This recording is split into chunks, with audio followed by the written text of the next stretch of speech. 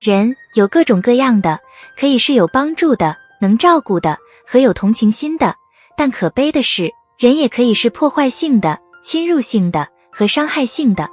需要划定界限，界限可以是警告的话，不把自己的时间和注意力放在某人身上，免得影响自己的情绪，或者不给别人东西或钱。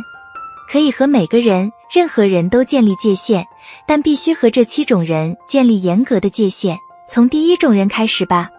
爱说闲话的人，和朋友分享秘密可能会让你们俩更亲密，但有时朋友对我们说的一些小事并不是无伤大雅的秘密，有时涉及到别人声誉时，我们的朋友会变得刻薄无情。现在看来这似乎很有趣，但八卦者，无论他们是童年的朋友、工作上的熟人还是家庭成员，都有一种强烈的欲望，想告诉别人他们知道的或自认为知道的事，通常只是因为他们在交谈或分享他们认为可能与你相关的事。进化心理学家罗宾·邓巴在2004年发表在《普通心理学评论》上的文章中，解释了八卦的目的。按照他的发现，2/3的谈话时间都花在讨论社会话题上。换句话说，我们和朋友谈论的大部分内容都与他人有关。这似乎是无辜的，但要注意他们使用的语气和他们谈论别人的方式。想象一下，如果他们和别人谈论你，会是什么样子？我们需要和这种人划清界限，因为很多时候他们说的话可能不是真的，或者可能是经过修饰的。如果他们有八卦的习惯，他们很有可能会八卦，或者已经八卦过你了。寻求关注的人，这是那些需要被尽可能多的看到、听到或谈论到的人。这种人可能会有各种各样的行为，旨在寻求关注，其中很多很可能是没什么恶意的，但有时寻求关注可能是破坏性的。我们都知道《狼来了》的男孩的故事，这个故事仍然有意义，因为我们都知道，或者曾经知道，有人用狼来了吸引注意力。那些被称为寻求关注者们的人，可能会因为寻求关注而损害自己的声誉。那他们为什么要这么做呢？2011年，内森·德瓦拉和他的同事发表在《个性与个体差异》上的一项研究发现，自恋者确实有典型的寻求关注的行为。然而，这并不一定意味着所有寻求关注的人都是自恋者，但自恋可能是一种潜在的解释。历史性人格障碍是另一种可能存在于寻求关注者们身上的问题。和寻求关注的人划清界限时，要确保没有更深层次的东西在起作用。如果你有能力，可以和他们做个好朋友，而不是完全避开他们。不要把有自杀企图或自杀评论视为寻求关注。有自杀倾向的人将自己的行为称为寻求关注，作为避免后果或被审查的一种方式。但是，如果寻求关注的形式是欺凌、自恋行为，或者冒犯了自己的核心信念，就需要设置那些强有力的界限了。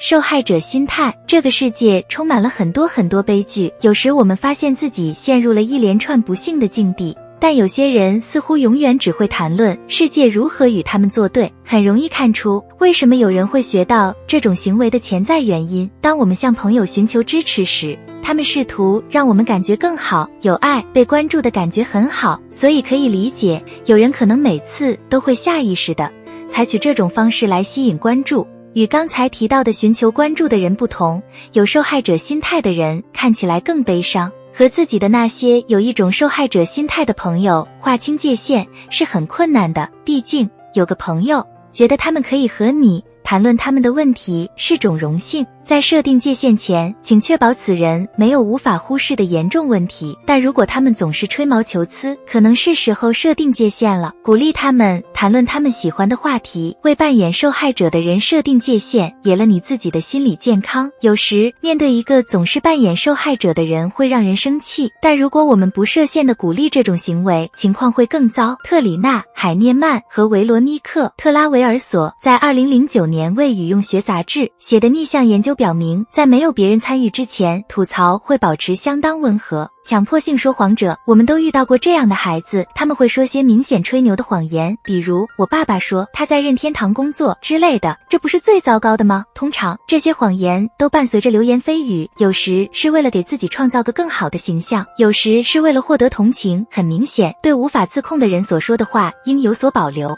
人们普遍认为，临床意义上的病理性说谎始于儿童时期。根据五伦共大学的凯蒂·伊丽莎白·特勒的一项研究，很明显，病态说谎者在成长过程中没有得到通过健康或社会认可途径获得关注和爱的指引或范例。没有临床状况的病态说谎者会故意且有意识地利用说谎作为一种欺骗或操控手段。只有专业人士才能区分一个有临床问题的人和一个控制欲强的人。助长者似乎是很好的朋友，甚至可能是最好的朋友，他们似乎是可以一起做任何事情的人。在他们不断强化下，很容易认为他们的支持是健康和必要的，但助长者却助长了消极和不健康的行为。助长者可以是那些鼓励你喝酒或抽烟的朋友，即使你正试图戒烟。虽然他们可能会觉得是在为你的利益着想，但实际上可能是在利用你来为自己可怜的人生选择辩护。发表在《药物滥用治疗杂志》上的研究表明，助长者参与了成瘾者的消极行为，甚至为成瘾者辩解，尽管知道他们正在尝试戒除成瘾。助长者的成瘾界限非常重要，他们是少数几个完全有必要从你生活中剔除的例子之一，尤其是当有成瘾性人格或想戒除某种成瘾行为时。不断贬低他人的人，人生在世，举步维艰，拥有梦想和抱负可能是可怕的。我们所做的几乎每件事都至少会遇到些批评，毕竟人无完人。但有些人似乎永远不会同意你的观点，也不信你的抱负，他们甚至会用居高临下的口气跟你说话，无论你的手足、父母、朋友，甚至是重要的另一半。如果他们在你做的每件事上都发现了漏洞，不管你有多仔细周到，多有经验，他们都会把你当成个彻头彻尾的新手。贬低、居高临下或对人说教只会对表现产生负面影响。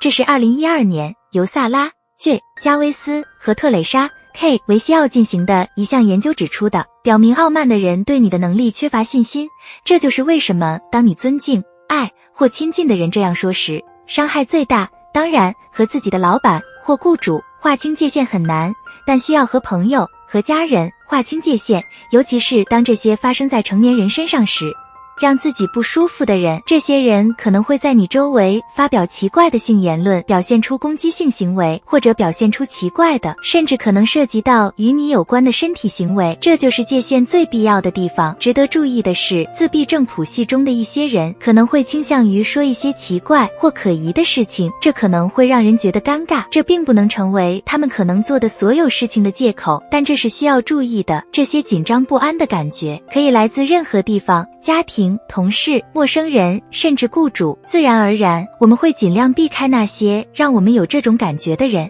如果是朋友或家人让你感到不舒服，试着让别人知道自己的不适，这样你就有了一个了解情况并站在你这边的人。如果是在工作环境中发生的，可以通知人力资源部，这个人冒犯了你。我们都是人，我们都有自己的问题，这些问题可能会让我们在别人看来是让人讨厌或沮丧的。记住，要同情那些由于疾病或过往经历而无法监控自己行为的人，可能有很多潜在的心理状况会影响到所有这些。然而，有些人真的很有控制欲，很卑鄙，会因为肤浅的原因做这些事情。这些人是必须与之建立严格界限的。你认为你需要和生活中的某个人划清界限吗？如果喜欢这支影片，或者觉得它很有帮助，为什么不点个赞呢？记得订阅我们的频道，